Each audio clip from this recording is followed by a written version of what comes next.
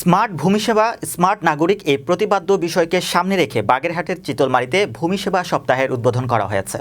চিতলমারী প্রতিনিধি জানান, উপজেলা ভূমি অফিসের আয়োজনে সোমবার সকাল 10:30টায় ভূমি অফিস চত্বরে এই ভূমি সেবা সপ্তাহের আনুষ্ঠানিক উদ্বোধন করা হয়। উদ্বোধন শেষে উপজেলা সহকারী কমিশনার বেদবতী মিস্ত্রির সভাপতিত্বে প্রধান অতিথি হিসেবে উদ্বোধনী সভায় বক্তব্য রাখেন উপজেলা নির্বাহী অফিসার মোহাম্মদ আসমত হোসেন। এ সময় বিশেষ অতিথি হিসেবে উপস্থিত ছিলেন থানার অফিসার ইনচার্জ মোহাম্মদ ইকরাম হোসেন, উপজেলা সমাজসেবা অফিসার মোহাম্মদ সোহেল পারভেজ, যুব উন্নয়ন কর্মকর্তা মোহাম্মদ সোহরাব হোসেন, সদর ইউপি চেয়ারম্যান আলহাজ নিজামুদ্দিন শেখ প্রমুখ।